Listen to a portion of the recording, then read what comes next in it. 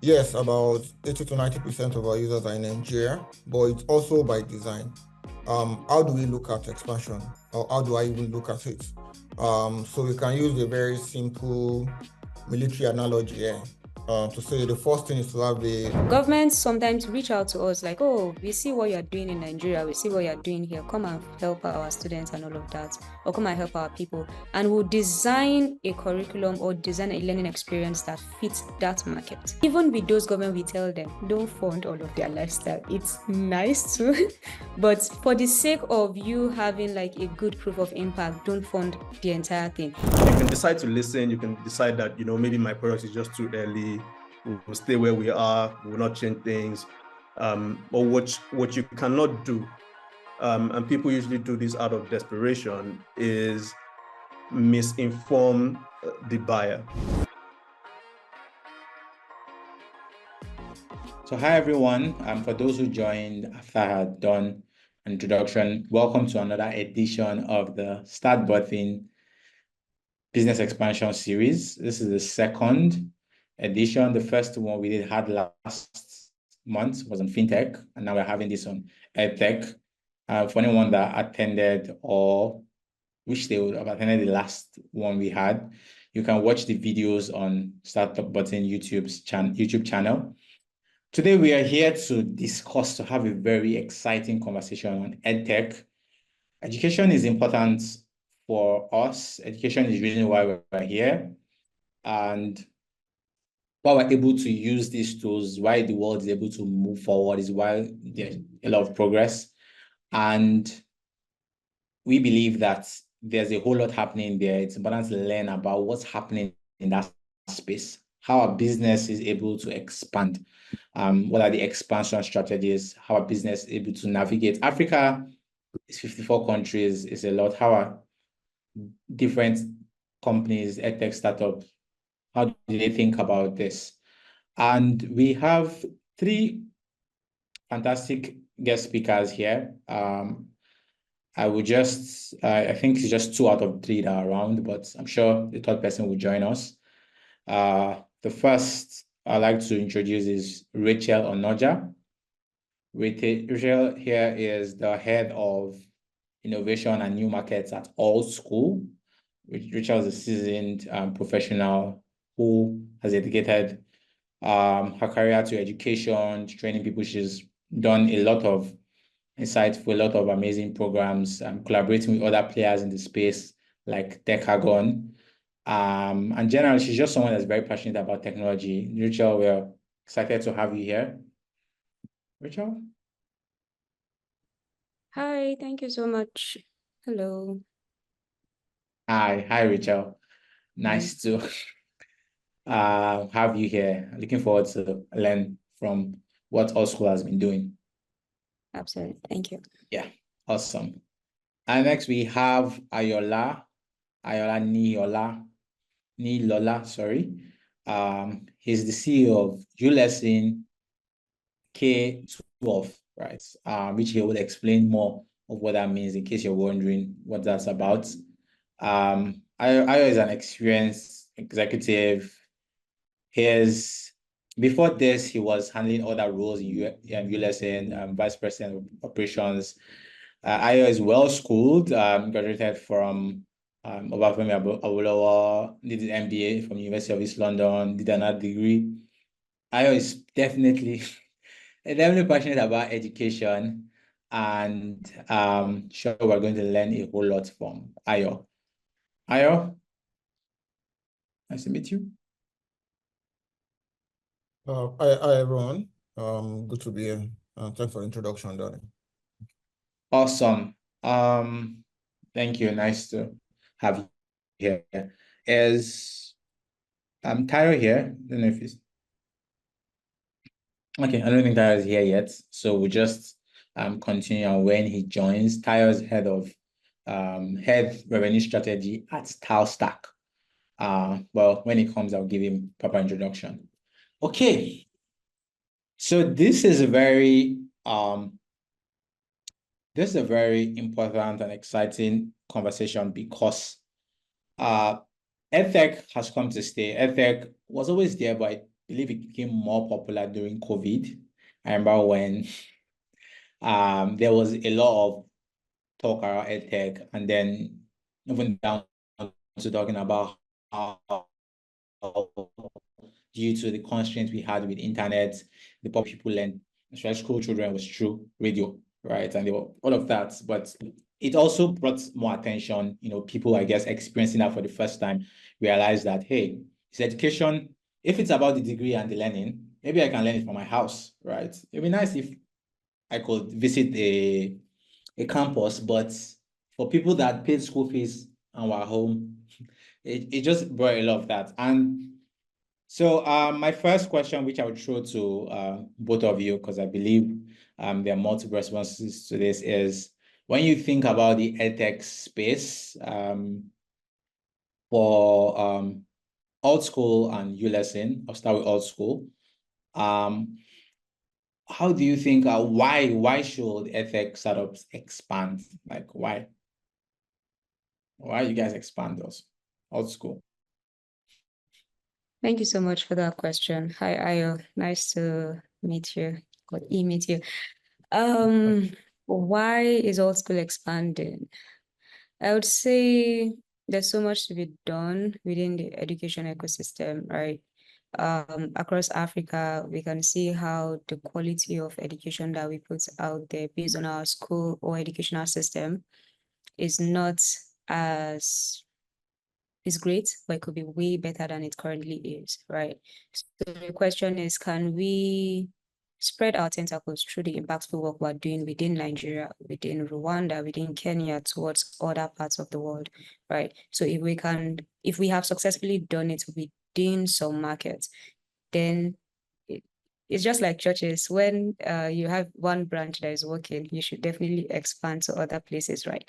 So why do we expand every time we push out a new, let's say, an operational,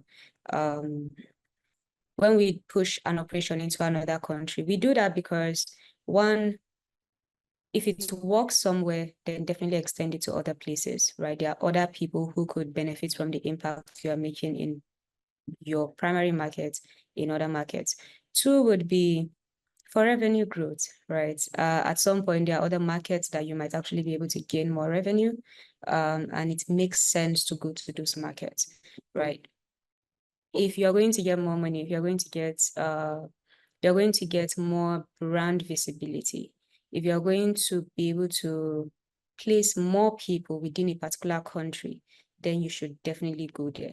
Because placing people within a particular country, that is, for us, some of the major outcome for our business model is placement, right? So if we see that in a particular market, there is high unemployment rate, and we think there's something we can do about it, then we go into that market. I would stop there. Awesome. We'll touch on that. You said something. If you see a market where there is a potential high growth, I would like to know more about that, but that will be later.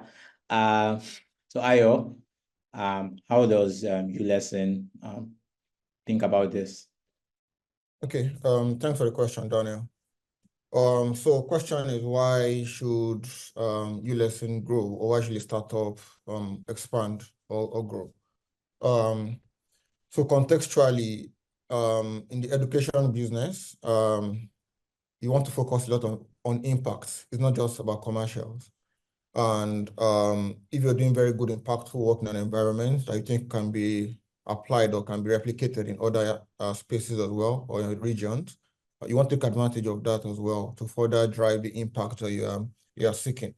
But as Raechel has said as well, yes, to increase more financial stability, of course, to increase revenue, market presence, all of those things are valid as well, just capitalize on more opportunities.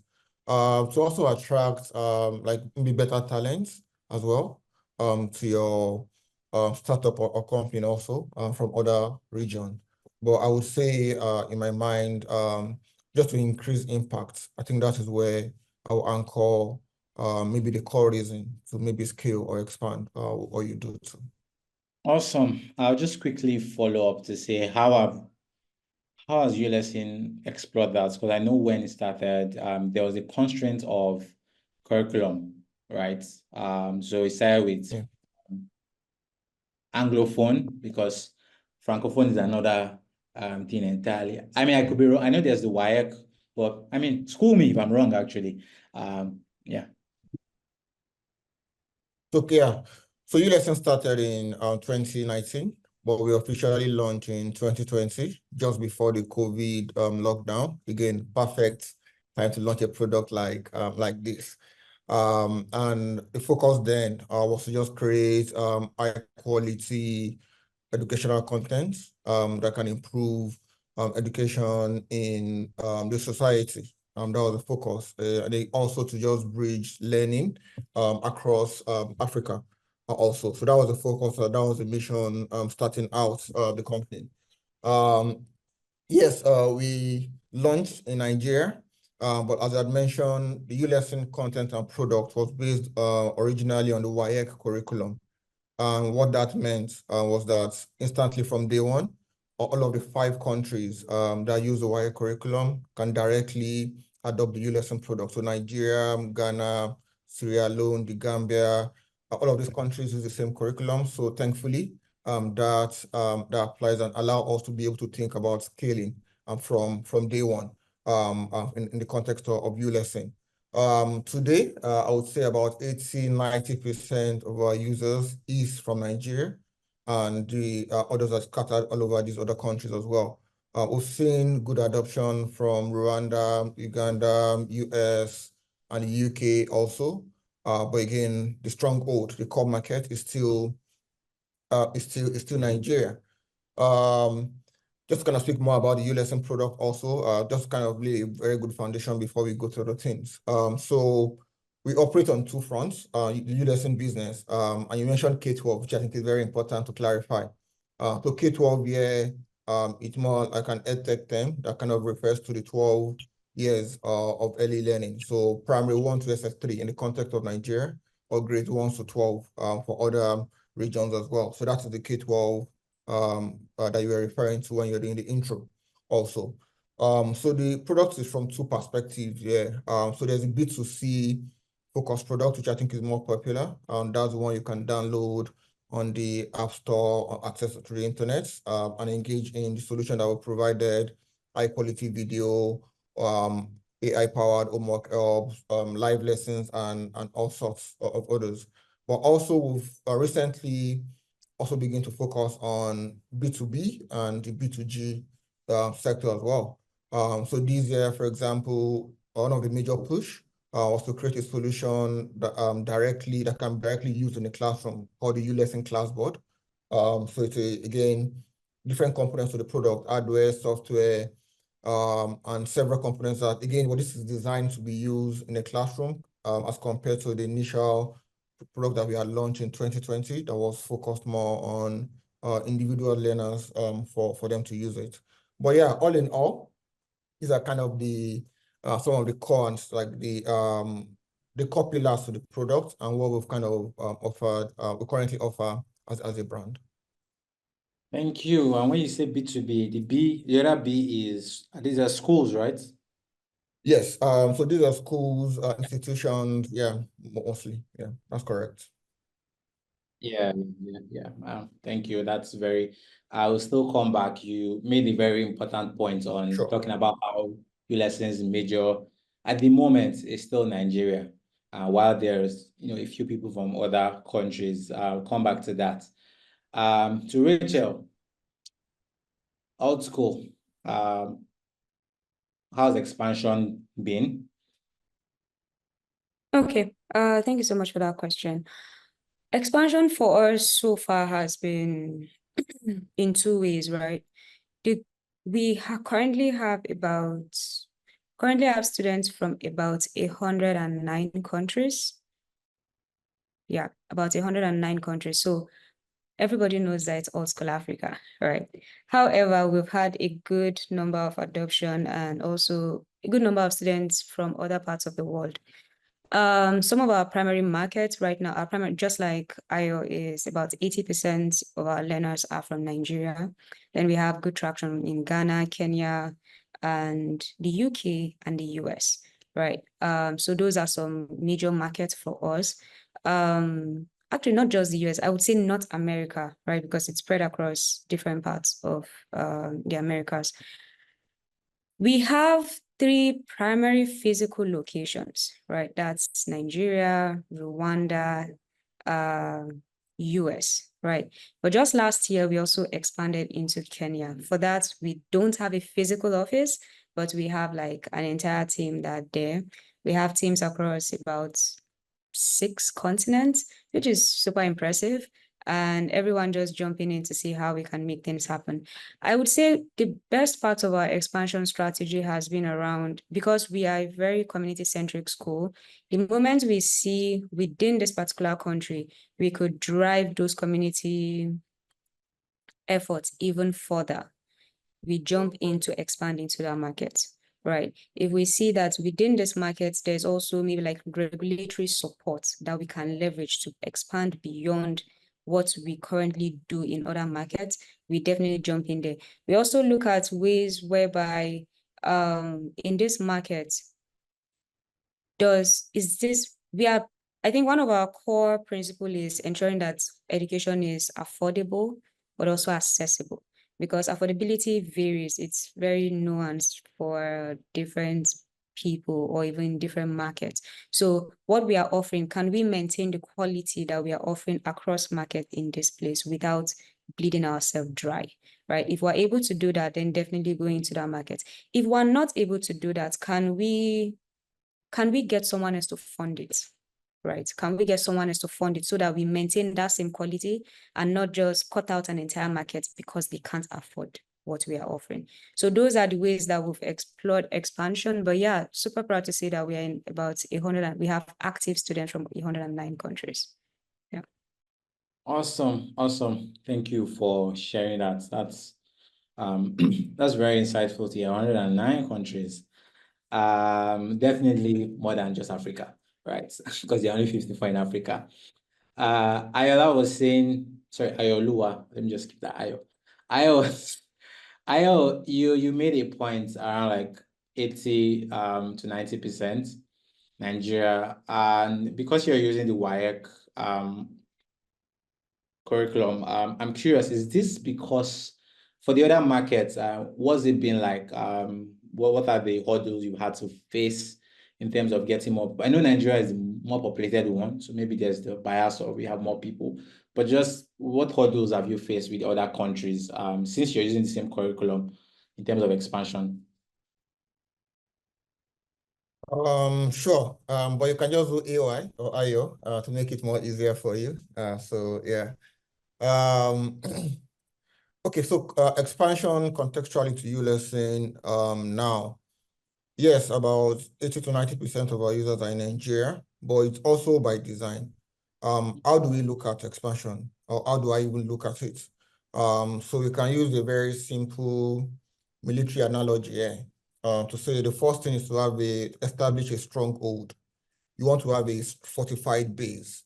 Before you expand into new territories, into new markets, you want to have a strong base. And I think that is what we've done with Nigeria. You want to have something that has worked, that you've achieved some level of product market fit that will allow you then take some of the lessons you've learned before expanding to other regions. So frankly, we haven't focused as much of our effort and resources in all of these other markets. And again, that is also by design.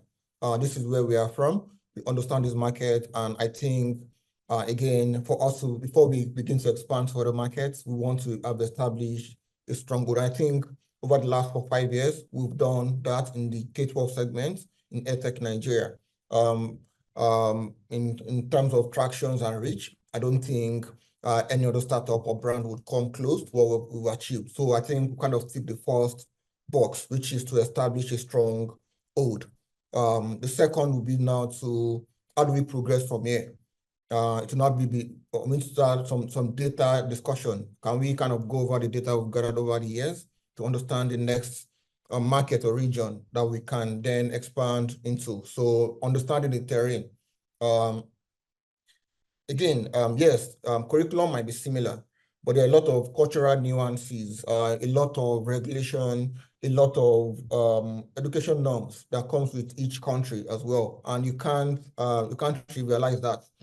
Simple things as the tutor on screen, the accent of the tutor, those things matter as well. So even though the curriculum is kind of the same, you can't just think, yeah, it's the same across board, which is some of the tricky things when it comes to education in itself. Who is teaching, how it's being taught is almost as important as what is actually being taught also. So it's not just a direct replica. So yes, so we took the first box, which is for us to establish a strong goal, a fortified base. We've done that in Nigeria. Now is to begin to explore. So how do we move on from here? So again, that's to answer your question. That's the reason why we have that much user also, and also just from a point of logic and data, the Nigerian market is far bigger than some of these other markets combined itself. So in my mind, it makes sense to put a lot of effort in these markets before looking beyond. We've made several attempts, maybe not attempts, we've spent time as well understanding all of the markets that we are present in, also before we made a decision to just focus anchor down on Nigeria before proceeding.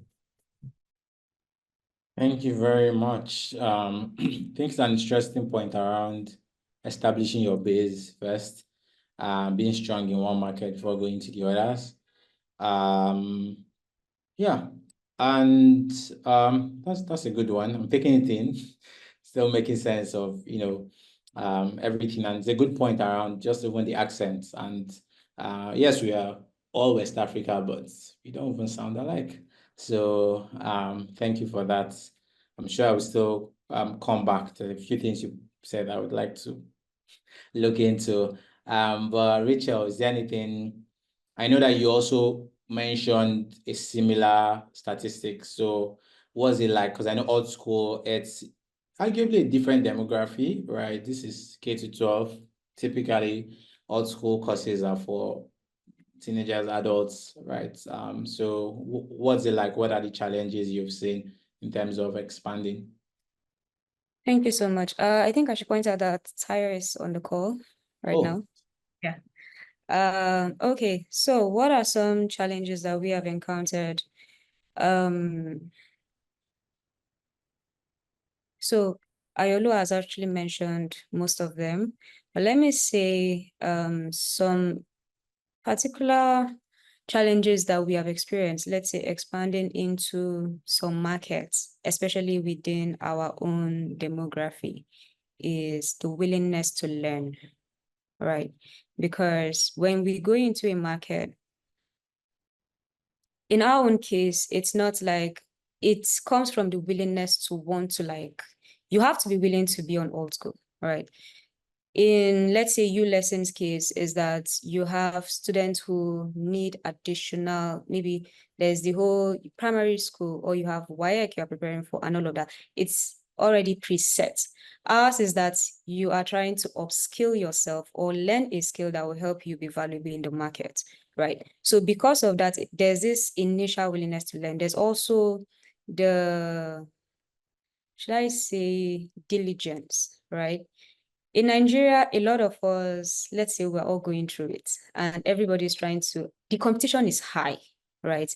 You go out there, you're applying for a job and the job could be for one person and you have hundreds and thousands of people applying for that job, right? In other markets where you don't have a lot of competition, let me use East Africa as an example, right? There are opportunities. There's the need to get a new job and all of that. But there's this certain level of competitiveness that Nigerians come with when you're applying for an opportunity. And that translates into how you learn, right? In other markets, you would see that the completion rate of Nigeria, like when you put our data in view, you see that the completion rate of Nigerians supersedes the completion rate of East Africans, supersede the completion rate of other people from other markets. Maybe Nigerians in the UK, you would see that, oh yeah, they are doing really well, completion rate. But sometimes you have to look at the cultural part of it. Is it that these markets have more amenities support? Do they have everything they need that makes them feel slightly relaxed? They want to learn, but well, it's nice to learn. Well, so those are things that we also look out for, because completion rate in each market you go to, because us being a school that keeps students for almost 12 months, depending on whatever, as high as 12 months, depending on whatever program you're signing up for, it means that your completion rate is important, right? So if I'm going into a market, I need to know, will you stick with me, right? If you're going to stick with me, great, let's go. If you're not necessarily going to stick with me, then I will now start looking at how can I mitigate this risk, right? How can I mitigate this risk? Is it that you're not sticking with me because of money?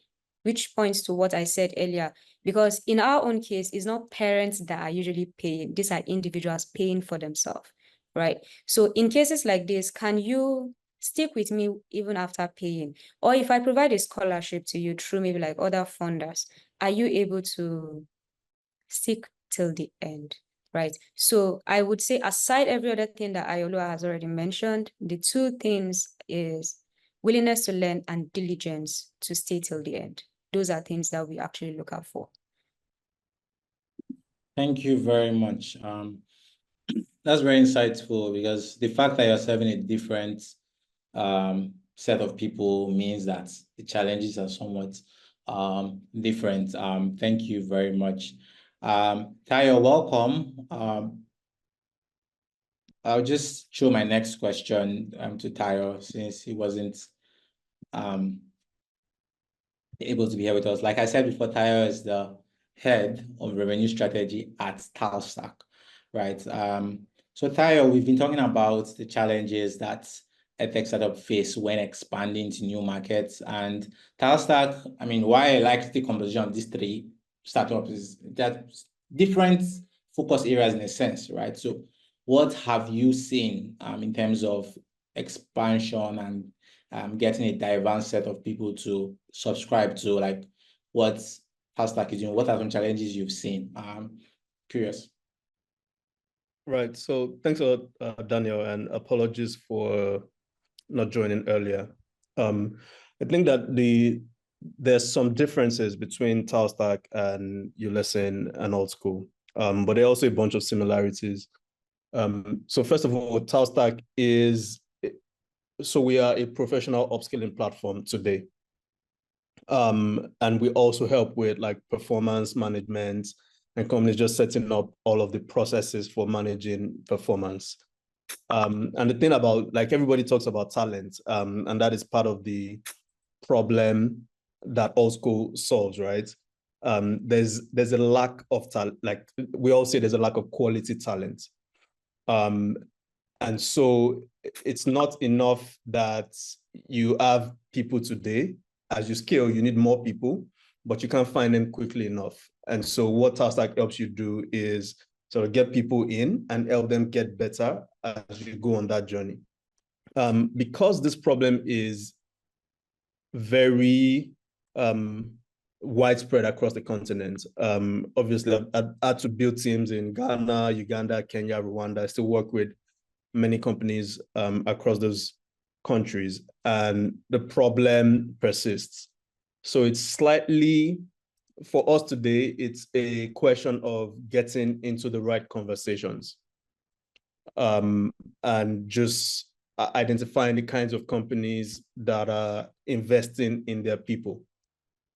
In terms of challenges, I would say just the idea of being a Nigerian in Africa today.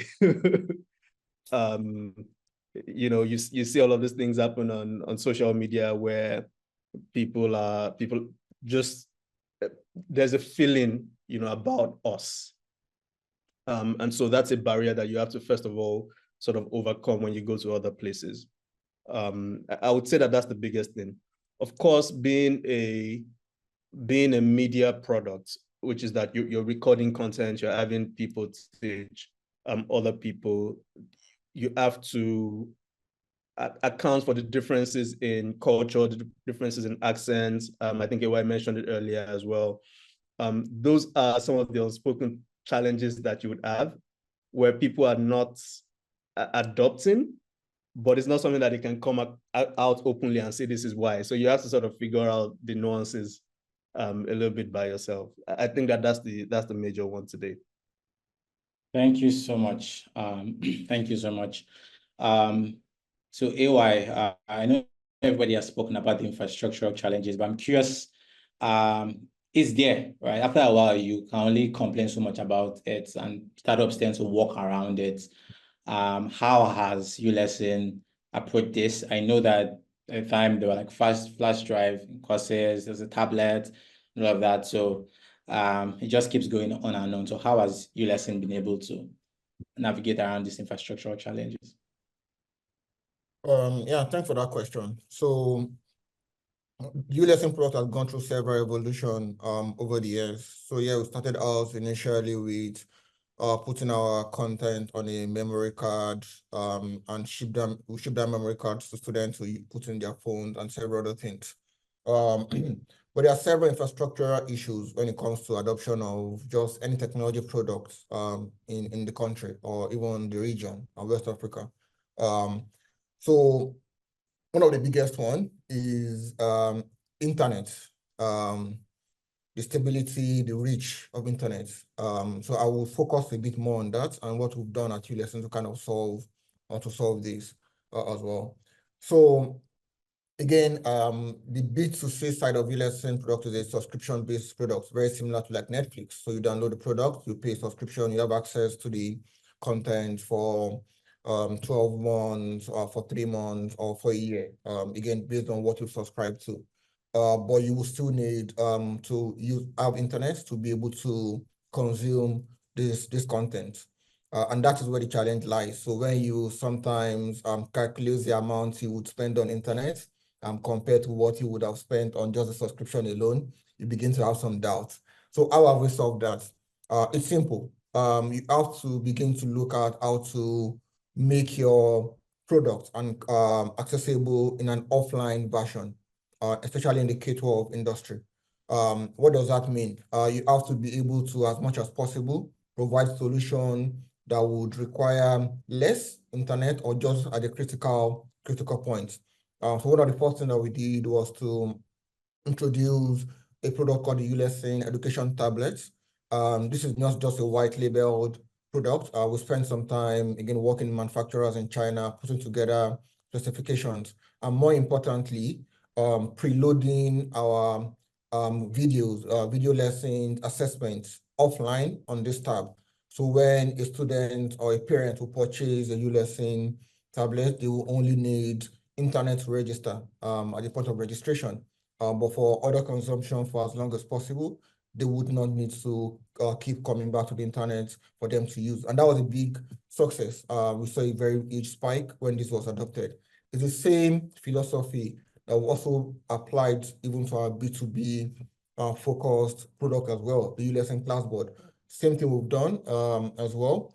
We've also preloaded a lot of the resources that a teacher would need in the classroom, the videos, the test and assessment, also offline in these 65 inches interactive boards, so that in a classroom, well, we can't solve power, which is also another infrastructure, but at least if your school already have power through PHCN or through solar, you can use this board as well to deliver your lessons offline. So yes, so again, there are several infrastructures, and I'll allow Raechel and Tayo maybe to pick on others as well. But at Ulesson, again, that's the work. You have to constantly think of creative ways to keep solving this problem. And I don't think it would ever go away, but you always do the best that you can to serve the market. Thank you very much for that. Yeah, it doesn't end. The philosophy and ideology is just to keep on going at it. For Raechel, I know when you were talking, you mentioned something that was striking, which was sometimes you find people to fund your entry to a particular market. So I'm curious, you explain more. I'm sure people on this call would like to know more about that. So not necessarily fund our entry, is fund the customers within that market, right? So quality education is expensive. Let's be realistic, right? It is super expensive and someone has to pay for it. At the start of our journey, we focused more on ensuring that we wanted the students to pay, right? But later we realized that that is with the economy going the way it's going, I think your ability to afford some things. At some point, education is a very primary amenity. At some point, education, especially within the level that we operate in, education or a form of advanced education becomes like a secondary amenity that people are like, do I need to? Unless maybe I'm going to pay for this to be able to get a promotion or switch roles or something, it may not necessarily be something I should be paying for, or I want to invest money that I don't have to pay for, right? So how do we get people who we know are committed to the journey, but also maybe cannot afford it, is by going out there to look for impact funders, right? People who are able to fund individuals who have shown that they have the capacity to stick with this till the end. Because impact funders, the outcome, they may not be able to get you to pay them back their money, but they definitely want to see that at the end of there's proof of impact. At the end of the day, okay, did this person get a new job? Did this person start a business? How did my 20 kobo that I put into this, or $20 that I put into this, translate in the next 4 to 5 years, right? So we go after impact funders, people like, and then sometimes you go after impact funders as organizations, NGOs, but you also go after, high network individuals, right? There are people who are, they've made it. People like my Ayo, you go to them and you tell them, come and sponsor maybe like 200 people, right? This is how much it's going to cost. Even if you can't sponsor the entire fee, can you sponsor them 50%, right? So because at AltSchool, remember how I talked about stickiness and also completion rate? We have found that I've been doing this for maybe like at Decagon, Andela Learning Community, and even at AltSchool, and we found that people who pay, even if it's $20 to their education, they feel this sense of commitment to it. So we do not allow you to get the whole ride paid for, right? You at least, at minimum, pay for your application fee, which is $20. And then even with the scholarship that you're getting, it is not, you don't get full scholarship at once. No, you have things that you have to meet every semester. Maybe like there's a grade point average that you have to meet. If you don't meet that grade point average, your scholarship is handed over to someone else who has been paying, and then maybe at this point, they are not able to afford it anymore and they need support. So we keep that kind of funding to support such kind of individuals. Another thing is going to governments, right? Especially if you are going to a new market, right? B2G is something that helps you with expansion. Governments sometimes reach out to us like, oh, we see what you're doing in Nigeria. We see what you're doing here. Come and help our students and all of that, or come and help our people. And we'll design a curriculum or design a learning experience that fits that market, right? And even with those government, we tell them, don't fund all of their lifestyle. It's nice too, but for the sake of you having like a good proof of impact, don't fund the entire thing. If it's 90%, that's okay. So governments are people we go to or who come to us. I think we also have like the 3MTT program. I saw Tayo had 3MTT on his system earlier. 3MTT is a program that the Nigerian government is funding about 3 million people to learn technical skills, right? And even with that, well, we have had to employ inventive strategies, because this is like a fully funded program, inventive strategies to keep the completion rate as high as possible, right? So governments, high network individuals, people who can be, or even companies, right? Companies in like, you could go to a company and tell them that, okay, we see that you are very product-led or very, let's say, revenue. Every company is revenue, and every company wants revenue. But there are companies that are like, I want to build my talent pipeline, right? We go to them or they come to us and they fund, let's say, 100 people over a period of time. And within the people who are locked in for that company, later you can tell them, okay, you have potential of joining this company in the future, right? That alone, that sense of, I may have a job at the end of the day, will keep people committed, right? But we try to align it to, do you want to work in fintech? Let's say Flutterwave comes and say they want to sponsor 200 people. Do you want to work in fintech? If you know you don't want to work in fintech, don't even apply for the scholarship. So we have to see that your personal goals align with whoever is funding your lifestyle. So those are the three major places that I know that beyond individuals funding their schooling, those are places that we go to. And so when we are going into a market, we will look out for who are the people who are open to funding education in this market, who are the people who are advocates. That is when it comes to the high network individuals, who are the people who are advocates for education within this market, who are the organizations that are funding education within this market. That is not going to be our basis for moving into the market, but it could be maybe 10% reason why, okay, if we feel like there's potential for this and we've had conversation with them and they are open to it, then we would say, okay, let's go into the market. Yeah. Thank you very much. I actually just, while you were talking, I realized the difference between a student, taking a student that's in school and someone that is not in school, trying to upskill, and, the whole issue around course rate completion. And I'm sure to everyone that is listening, so about the people, the impact funders, right? So you can reach out to her to find out, I imagine a lot of people want to know who are the organizations and they're looking to fund Edtech programs and all of that. But thank you for that. Just saying that, people can actually look for these impact funds and, reach out to them and they'll answer. Thank you so much for that. Before I go to the next question, please, if you're in the audience and you have a question, feel free to drop it so we can just switch to that. So if you have a question concerning anything that has been said, please drop it and we'll pick it. So Raechel spoke about, of course, the ways to get your projects or program, of course, funded. But for Tayo, I know you're a revenue, you have a vast experience in terms of, driving revenue, sales and all of that. I'm curious, first, Talstack, how is Talstack thinking about this? Because I know Talstack is primarily B2B, corporates. I know, so how is Talstack thinking about this revenue generation, drive? Because I'm sure people on this call will be curious about, okay, how can I make more money, or how can I drive up more? And piggybacking on that, you can now add successful models that you've seen in terms of monetization. All right.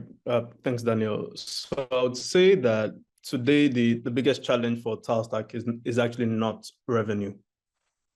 And I say this because the problem that we have to solve is really massive.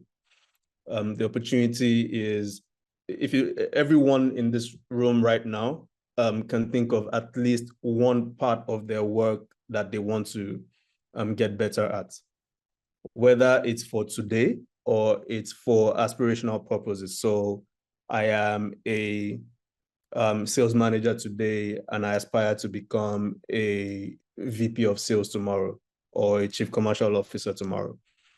And what you know today, what you're doing today, where you are today, is not sufficient for that role, right? That's the first thing. And so there's a part of Talstack, even though we're B2B first, there's a part of Talstack today that allows individuals sign up and get better on their own.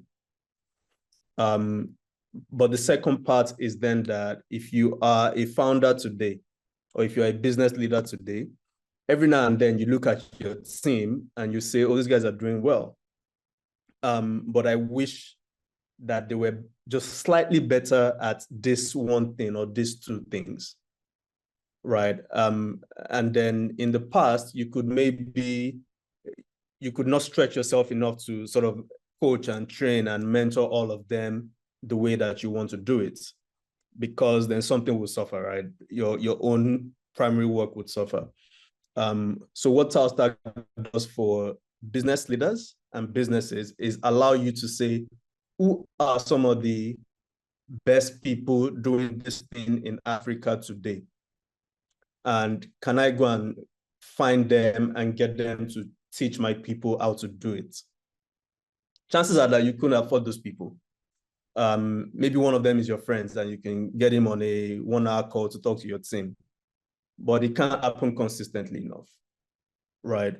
What Talstack helps you do is, at the cost of 10,000 naira per person per month, you can have access to pretty much all of these people on one platform, right? So think of anybody doing what products, doing sales, doing marketing, that you can learn from today, but you don't have access to. Talstack is able to sort of help everybody put that together. So that's why when I say like revenue is maybe not the biggest problem for us today, it's really that how can we, like, what are the things that people really are solving for? What are the things that people have challenges with? And we kind of started with some of the softer skills. So we call them cross-functional skills, which essentially means regardless of what job title you have, regardless of what your core role is, there are some skills that everybody needs to have, right? So we're talking about communication, we're talking about writing, we're talking about taking ownership of your work, time management, giving feedback, thriving in a remote environment, those types of things. Regardless of what you're doing, you have to have those skills. So we have all of that. And then if you want to get better at sales, marketing, product, whatever it is, you can find on Talstack as well. In terms of monetization and the strategy today, I think that, and we've seen kind of like L&D budgets, across many different verticals, many different companies. Today, we think that it's somewhere around 15 to 20% of annual gross, maybe 30, depending on what company. So if you make 10 million a year, your company would usually be happy to spend between 1 million and 1.5 million on you, in terms of learning and development. What many companies would do is they will spend most of that money towards the top of the organization, because that's where the bigger people are. What Talstack helps companies do is make sure that they can spend still the same amount of money, or about the same amount of money that they want to spend per person, but they can get more results for it. So if you are a 20-man organization, you're essentially spending 2.4 million a year to put, assuming that those people are entry, mid-level, and slightly senior people, to put them on Talstack for the year. Now, this is not learning that breaks and they have to stop and start. It's something that they can continue to go to, and we continue to add resources to. And also for the leaders on that team, or in those companies, we have a separate program for them, essentially a leadership program that is for like C-suite and beyond. And so that's how we think of revenue. When you say models, I think that one of the reasons that people think about international expansion and going out of Nigeria, especially in recent time, is just the state of the naira, right? And so I would say that we have some luck there where our customers outside of Nigeria pay us in dollars. And so that sort of helps to manage all of that risk. But most of the other things that we have to do, it's not different. What we do in Kenya, in Rwanda, in Uganda, in Ghana today is not very different from what we do in Nigeria, in terms of like marketing and sales efforts. So yeah, it's pretty much the same. Thank you so much, Tayo. Tayo sounds so chill. It's like money is not our biggest problem, right? I like the way you qualified it, because like biggest, right? So It's still a concern, but it's not right. And then money is always a concern. But today, I think that we have something that we're sort of confident about, and we're seeing tremendous acceleration and adoption. awesome. Thank you very much. I'll go back to Raechel. I know you spoke about being in 109 countries, and I imagine that for payments, right? As the countries expanded or as the people expanded, I'm sure you'd have people from certain countries say, "Oh, I'd like to." What was that process like in terms of ensuring that you're able to receive the money and even do business there? I know that sorry. I know that yes, sorry. I know that AltSchool does uses, I believe that AltSchool does some work with Start Button, but I'm just curious around that. What was that like? Okay, thank you so much for that question. Yeah, accepting payments in other countries is actually, it's just like tires. Tires and money is not their problem. Oh, so accepting money is a problem. So, the good thing, just like he mentioned, as a business, I think, let me use an example last year. Last year, we had these big projects we went into and really did well. But then the moment things started moving with dollar, that FX thing, it was almost like overnight, whatever naira you have just crashes, right? And that is a very tricky place to be as a business owner or even part of management team, because money you have planned for, now that money has gone away, right? So the good thing is that us generating revenue, just like Tyre mentioned, from other parts of the world helps with keeping dollar in place.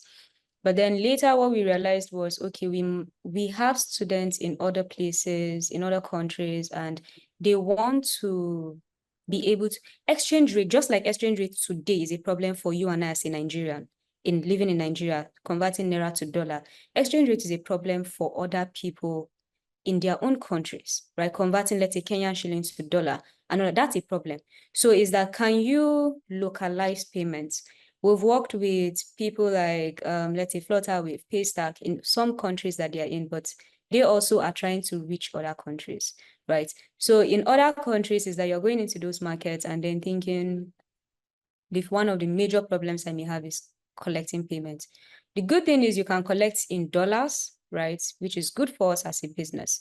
But let's say, I think just last month, we started collecting Ghana cedis in Ghana and also started collecting Kenyan shillings. We have been collecting Rwandan franc, but then there are other markets that we are going into and we're like, okay, we want to start collecting money. Let's see, want to start collecting CFAs, right? But we haven't gotten there yet. So conversations you should be having with maybe, so right now we're exploring conversing with, let's say, Momo, because we know that MTN to an extent has reach in a lot of markets, right? That wallet collection is going to really help. But then when you also have, it's almost like everybody knows that B2B sometimes takes a while. Those sales cycles take a while. Plus the volume you are bringing in. Sometimes the question is, are you bringing as much volume? It's not like Nigeria where you have our 80% of our learners paying from Nigeria. That is a good volume. You can go to any provider. Right now is providers that are coming to us. How far? Come and use my wallet system and all of that. But you go to other markets and then you don't have as much volume, right? Is that you are now having to convince them. So for now, dollar is the primary way we accept payments in other markets. It is not convenient for our learners, but we are actively trying to see how we can collect in other currencies. But I mean, now we're collecting Naira, we collect in pounds, we collect in Ghana cedis, we collect in Kenyan shillings, Rwandan franc. That's 5 currencies. I think that's good. Personally, I think that's good.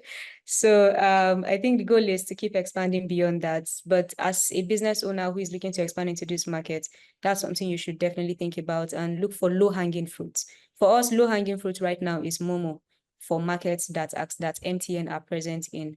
So those are the things we're exploring. Yeah. Thank you very much for that. I believe some of these collections or many of these collections are actually done, by StartButton in collaboration with these payment processors like Paystack. So, so it's fantastic to hear that you're collecting 5 currencies and you would like to collect more. Because if I imagine that if people are able to localize, more people will be able to pay, right? And that's fantastic. I'm sure that many more Edtech platforms will benefit from that, kind of service where startups like AltSchool can, partner with organizations like both payment companies and like StartButton to help with these collections. Thank you so much, Raechel, for that response. I see a question in the comment section where a person is talking about which are the best francophone markets to expand to. I don't know who's best to answer that. Who is in francophone? Ulesson, are you too?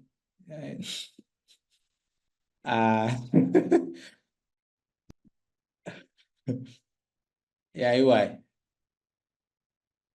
So I can't answer this question directly. I think these are some of the things that the person can, again, you can find some of these things online. I'm sure there are different EdTech solutions in every region.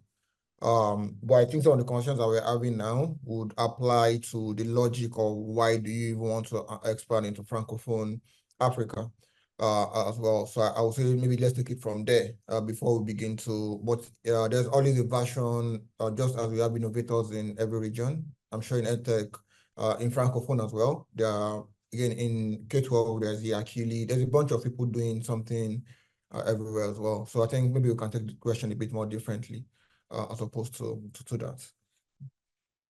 Thank you very much for that response. And I actually called because I know that in the early days, Ulesson did a lot of experimentation, right?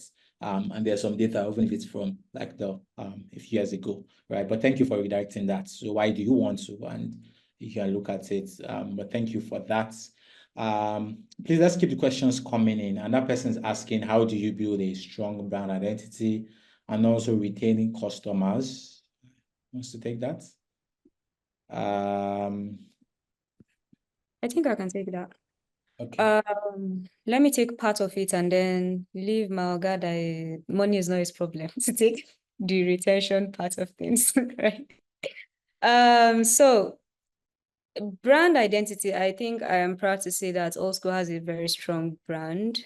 We've been doing this for about 3 years now, and the brand has been, I feel like, so for people who don't know, TalentQL is the parent company of AltSchool, right? And the moment AltSchool came out, AltSchool swallowed its mother, right? And TalentQL has its own products called Pipeline, right? Which is empowering mid-level engineers to become senior engineers.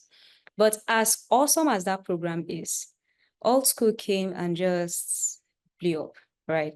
And I would say one major thing that helped with that is the learning experience, right? If you're able to give users the best learning experience, what people don't know is how we acquired, let's say, about 70% of our users are organic, right? Our users come to us.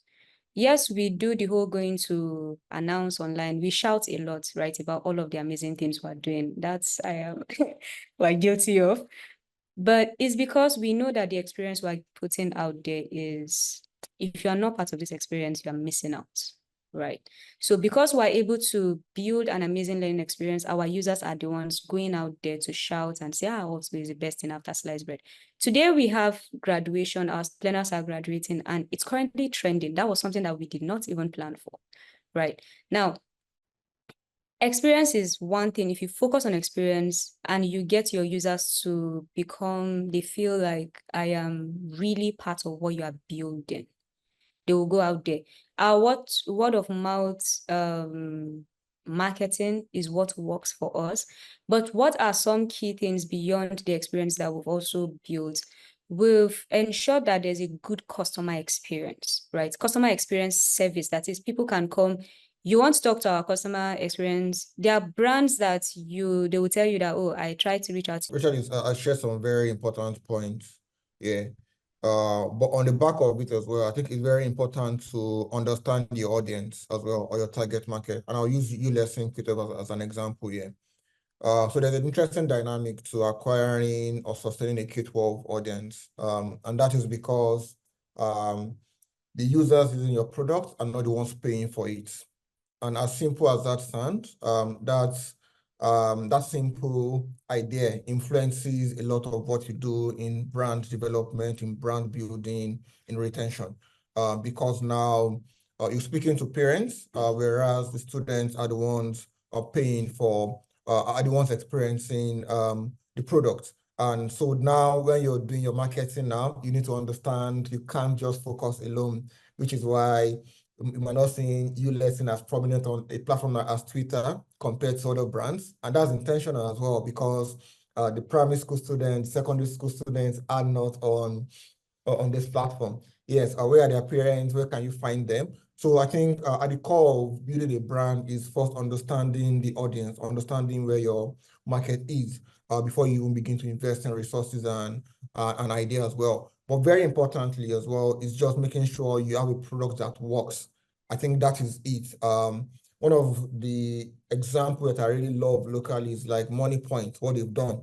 I'm not a very big fan of fintech, but what I know is like the product, it works as well. Same thing with Ulesson, same thing with other products as well. So I think it's very important to make sure whatever you want to amplify, you want to build on, works. You find products that, again, there's a lot of noise, but when you begin to experience it, you wonder what exactly the IP is about. You don't want that to be the case. So making sure you have an experience that is solid and a product that works, I think is very important as well. And also understanding your audience. I think maybe Tayo can also speak a very more contextually into this. Thank you so much. That was very insightful. I'll just let Raechel finish. So Raechel, in case, let me remind you where you stopped. You stopped at where you were saying there are some brands that I don't know if you remember. Okay, I think I would say there are some brands that That's where you stopped. don't have. In case you want to conclude your thoughts. Yeah, there are some brands that don't have a personality, right? Your brand should have a personality. There are people who you go out there and their brands, it's like, what are people saying, right? It's like, if your brand was a person, can you say this is who this person is, right? So go back to identifying not who you are as a person. Your brand can be entirely different from who you are as the founder, and it's mostly advised, right? So your brand should have a personality. If you're able to hack that in a way that is, I would say in a marketing term, that is a technical way of attracting people to you, because people who are aligned to that personality would always be drawn to you. It's just like you as an individual, and then everybody will be like, oh, this person is just warm, and then I want to be around this person, right? So have a brand personality beyond being customer obsessed. Thank you. Awesome. Thank you so much, Raechel. Okay, Tayo, you are the closer of this question, so take us away. Right. So the question is, what strategies I've seen work best for retaining users? So I'm going to approach it from the point of view of what doesn't work, and then you can sort of invert it. One of the biggest reasons for churn, for customer churn, is unmet promises. And there's a place that starts from, which is in just product. Right. So there's something that as a founder, as a business, you've decided this is what we're going to build. This is the problem that we're solving. Now, as you go along that journey, that can change. That should change. as you learn from customers, as you watch customers use your product, as you hear customers say no to you, they give you feedback as to know this is what we would rather see. You can decide to listen. You can decide that, maybe my product is just too early. We'll stay where we are. We'll not change things. But what you cannot do, and people usually do this out of desperation, is misinform the buyer and say, oh yeah, we're like, just make promises and say, we're going to do this, we're going to do that. This is what we do. If you pay, we're going to, like, you're only going to take their money once. Right. And so you come up to renewal and retention and expansion, and it just doesn't happen. Because you have misrepresented the experience so they come in and they're expecting to feel some type of way, and it just doesn't happen. Now, if you said, this is us, this is what we do, and that is all we do, but we do it really well, maybe your target, your total addressable market reduces by a bit. But the people who see you and say, yes, this is all this company does, and that's all I'm looking for, are going to be loyal to you, and they'll continue to buy from you as long as you meet those promises. What not solving this on the product side does is that it then puts your revenue team in a fix. So you put your marketing team at a position where they're not quite sure even how to, like, who are we? What are we? What do we do for? What problem do we solve? Who do we solve it for?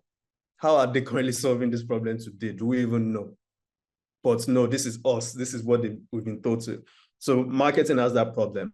And then sales carries the problem, and sales has a more personal relationship with customers, right? So they're going about and sort of, doing all of this cool stuff and saying, yeah, they are making the promises in person or in email, like it's documented. And then sales takes the money and is like, yep, see you later, hands you over to customer success. And customer success is now dealing with NPS and retention and renewal and expansion, and it's not happening. But all of this started from product. And when I say product, I don't mean the product team. I mean like from leadership, from the founder, from the visionaries, right, or the visionaries. And so that's how I've seen brand building and customer retention not work. So you can sort of invert that and think of how to make it work, which is that you nail at the start, you have an hypothesis. When I say nail, I don't mean be rigid.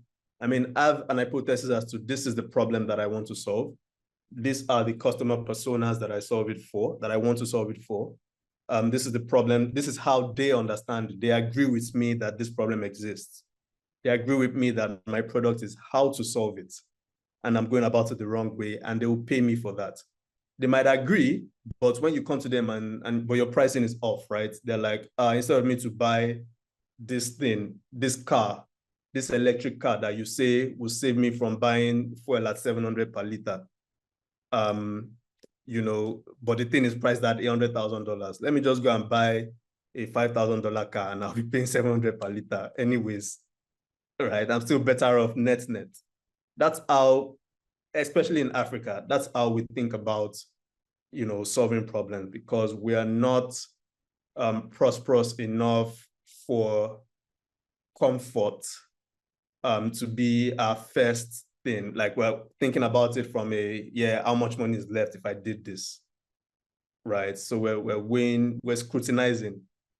We're also not very, the subscription model is also like relatively new to us.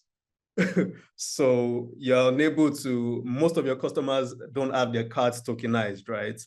They literally have to do a transfer or go and withdraw money and deposit, right? Like some service that I had just charged my account today. And if I saw a notification, they'll not have taken my money. So imagine if they required me to do a transfer. They would never have, but now they've charged my account for another year of the subscription. Right, so I have to think about, is it really bad that I will go and cancel? Okay, it's manageable, it's not. So that's the way that I think about it. Thank you very much. We have another HNI here. But thank you for sharing that. Unmet promises, that's a very big one. What I got was what I ordered, right? Yeah, thank you. That's a very big one. I saw one question about collecting with crypto. I will just answer that. Regulation, right?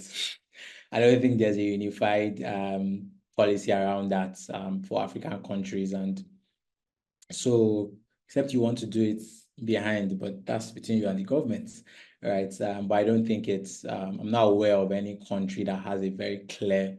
Nigeria, is trying to put South Africa, arguably a bit more advanced, but that's something about that. But I think the beauty of business is that they are, while, the perfect solution that we envision might not be in place, there are at least a couple that you can use to at least accomplish your goal. Everyone on this call, the three guests are doing business across Africa, and they are able to meet the needs of, or they're able to at least collect money from their customers, or their clients. And as I earlier just chipped in, that's why Start Button is doing this or having these conversations, because Start Button itself is a merchant of record, which helps businesses, collect money in collections in different African countries, about 10 African countries right now. So you connect the Start Button and you're able to legally start doing business. And legally I'm emphasizing on that because in Africa, there's this, well, in Nigeria, I can speak for Nigeria, just enter first and we'll find out later. But it's a legal concept of having a representative that's able to help you facilitate your transactions and also help protect you against certain exposure. I think one of my last questions as I wrap it up, except someone has a question, is, so education, like people tend to say it as, social entrepreneurship, but these three businesses are funded, right? And you're trying to make it work. What do you think about that? There's a social education is for the good of humanity, but how do you often, like, of what importance is this, like monetization to, like, how do you, what's the word now? How do you think about that idea? And what strikes you really? Because I don't want to say what's the difference or anything, but I know it's a popular thing of, oh, you're helping people now and just do it for us, that kind of thing, right? Anybody wants to talk, or anybody has experienced that, to be fair?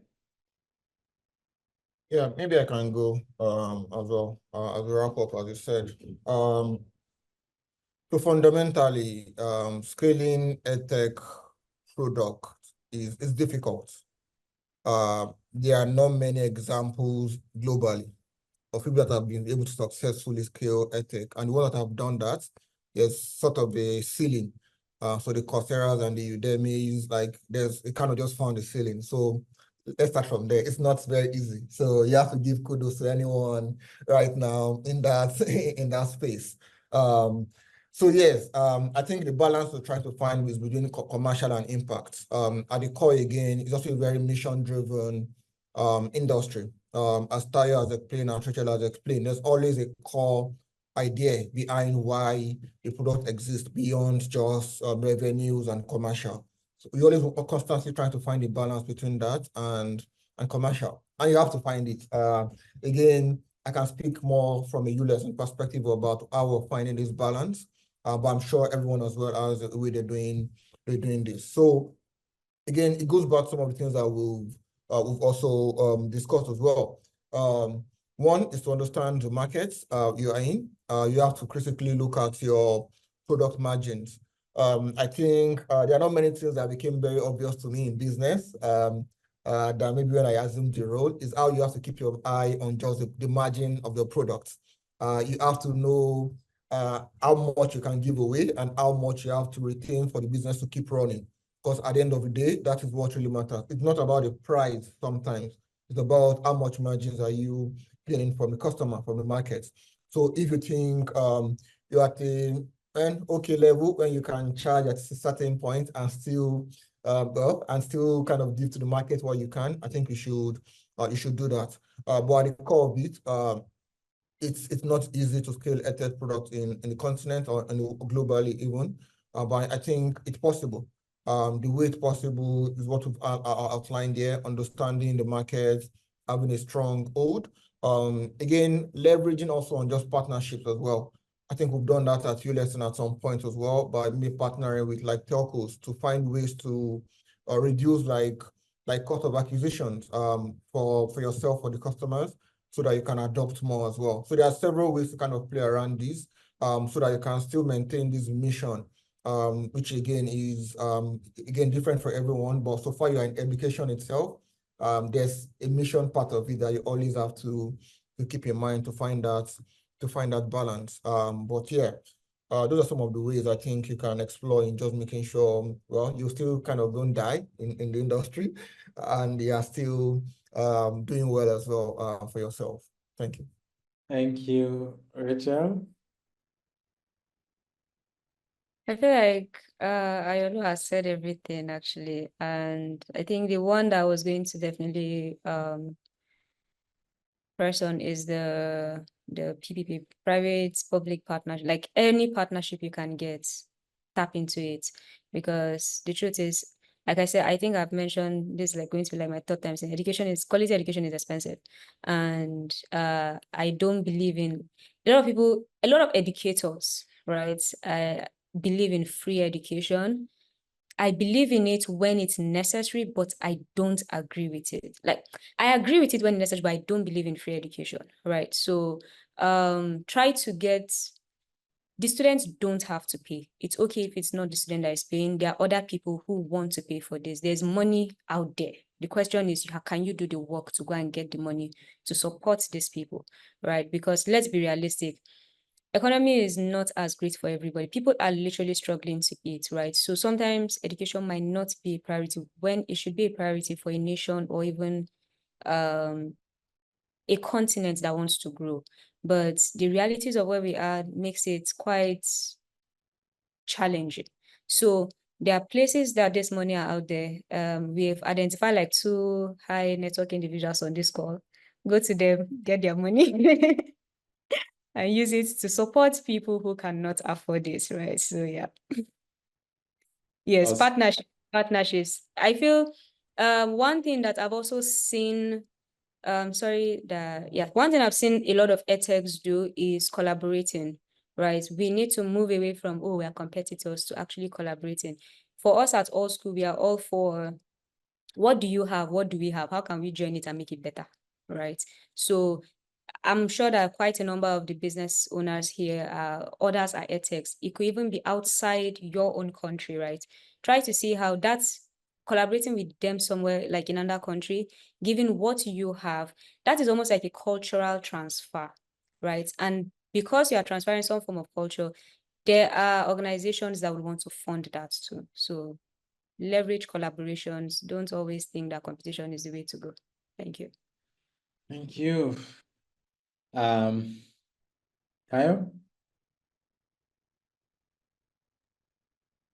Right. So I have a I have a salesperson's view on this question.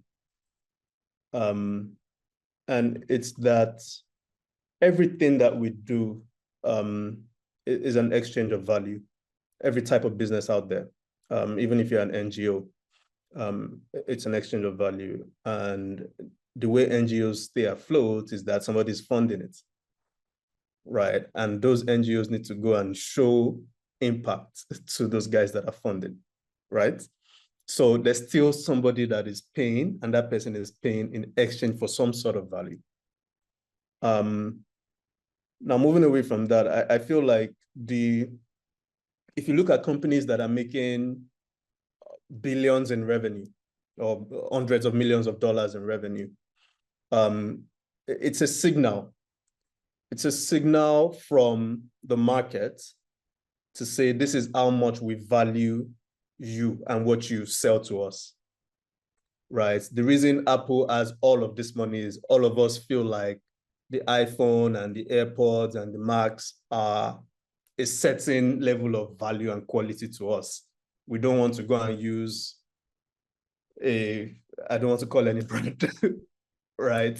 So, and that's what we're saying. So if you are a business and you're solving one of the biggest problems, maybe the single thing that can shift Africa, and people don't feel like it's important enough to, like, people don't feel like your way of solving it, let me be specific, your way of solving it is worth paying for. That's a message right there, right? Which is why even when you're making hundreds of millions of dollars, people are taking that money and using it to say, you know what, we're doing great, people trust us, people love us, but how can we even do more, right?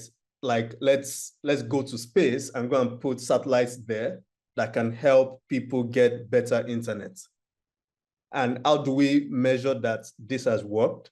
By charging a fee, right? And suddenly you see everybody moving from what they were using to this new part, to this new product, which is a sign that what they were using while it was working, it was only working because there were no better alternatives, and this is a better alternative. That's the way I see education. And like, quality requires investments, right? Business owners, business people are very different from philanthropists. Philanthropists have done some business to make their own money as well, right? And somebody needs to keep the cycle going, right? Companies can, especially education companies, have to stay alive if Africa has to have any type of hope over the next like generation or two. So yeah, it's important to track revenue. Thank you, Tayo. You spoke passionately. Like, this money, we must collect it. Money is not the biggest thing, but we'll collect. Thank you very much, everyone, for sharing your points. It has been very enlightening. I've learned a number of things. When I look at the businesses, I will look at it from a different angle. And I'm sure everyone that came here too would actually look at it through a different lens. For people that ask questions, I hope your questions have been answered. If you have more, why not reach out to them? I'm sure they'll be happy to help in terms of, and like Raechel said, collaboration is a big deal. So let's bring what we have together and see what we can make big out of it. So thank you everyone for joining this call. It's been great having everyone. This conversation has been recorded and the video will be shared within the course of next month, everyone, so you can re-listen and get a sense of some things that might have been missed. So thank you everyone. Bye for now. Have a wonderful weekend.